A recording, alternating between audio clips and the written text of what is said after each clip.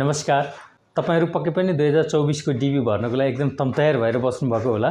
म थोरै आजको एपिसोडमा तपाईहरुलाई चाहिँ डिबी भर्दाखेरि के कस्ता फोटाहरु चाहिन्छन्, तपाईहरुले कस्ता फोटो युज गरिराख्नु भएको छ ताकि तपाईको डिबी भरेर पनि तपाईको डिबी चाहिँ पर्नको लागि योग्य छैन वा तपाईको इनकेस कन्फर्मेसन आए पनि तपाईको पछि इन्टरभ्यूमा चाहिँ तपाईको फोटो चाहिँ अयोग्य छ भनेर तपाईलाई भिजा दिन असमर्थ भएको केसहरु म तपाईहरुलाई देखाउन चाहन्छु।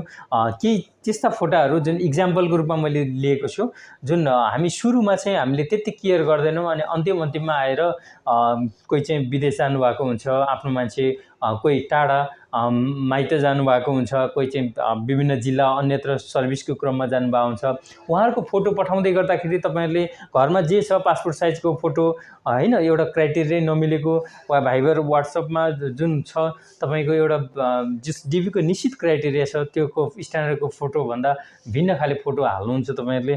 त्यसले गर्दाखेरि चाहिँ तपाईहरुको कतिपय चाहिँ कन्फर्मेसन आए पनि त्यो चाहिँ तपाईको अन्तिममा चाहिँ त्यो भिजा पाउन चाहिँ गाह्रो हुन्छ। त्यसको लागि चाहिँ अहिले सुरु नहुँदै अहिले तपाईहरुलाई भने सुरुबाटै तपाईहरुले केही समय राखेर तपाईहरुले एउटा राम्ररी टाढा हुनुहुन्छ भने पनि राम्ररी फोटो खिचेर पठाउन सक्नुहुन्छ भने अब तपाईको आफ्नै घरमा इन्फ्रास्ट्रक्चर छ, सामान्य एउटा लाइटिङ देखि लिएर यसमा धेरै चीजहरु ध्यान दिनुपर्ने हुन्छ। म तपाईलाई अहिले डिटेल फोटोै देखाएर म तपाईलाई डिटेल भन्ने छु र अब हामी जाउँ म फोटो देखाएर के कस्ता फोटोमा कस्ता कमेन्ट हुन्छन् र तपाईको नानी बाबु देखि लिएर तपाईको श्रीमान वा श्रीमती को फोटो खिच्दाखेरि के कस्तो ध्यान दिने म डिटेल दिने छु।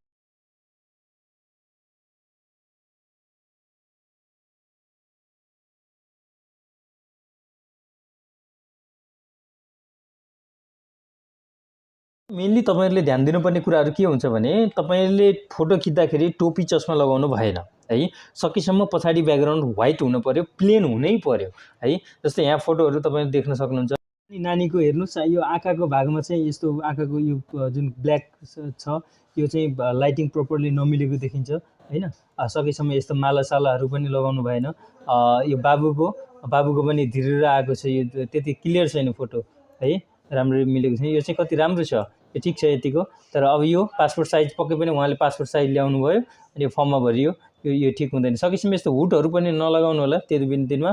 सरको पक्कै पनि विदेश हुनुभयो र सरको यस्तो पठाइयो। अब कस्तो हुन्छ भने 2x2 को फोटो भनेको ठुलो हुन्छ हाम्रो जनरली पासपोर्ट साइजको फोटो भन्दा, अनि त्यो तपाईको सानो फोटोबाट ठुलो बनाउँदाखेरि फाट्छ है।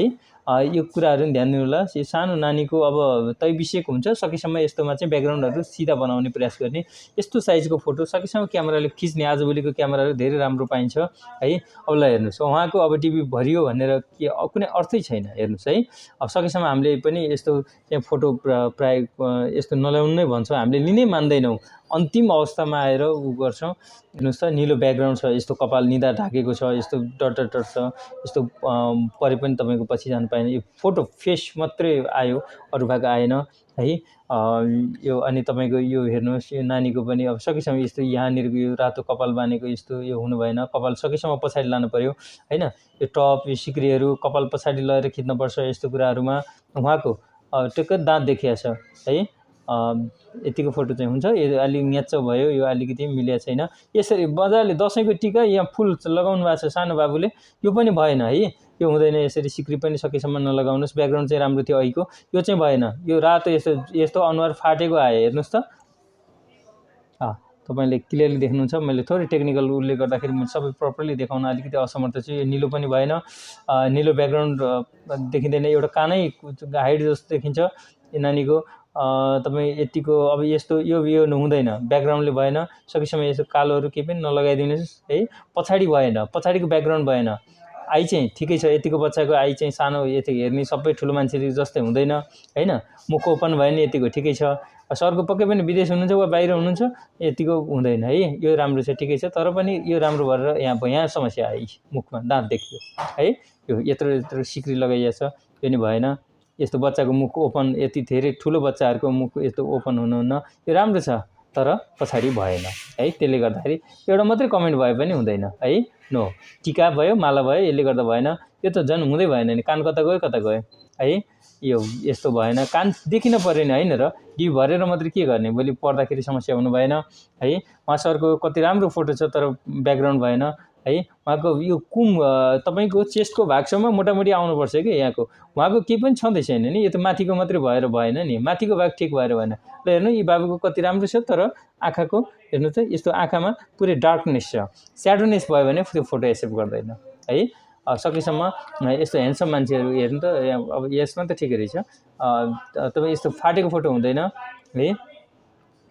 यो सानो बाबुहरूको अब यतिकोमा यो पासपोर्ट साइजको फोटो ल्याउँदै नल्याउनुहोस्, फोटो खिच्नु पऱ्यो, आफ्नो घरमै खिच्नु भयो सरले।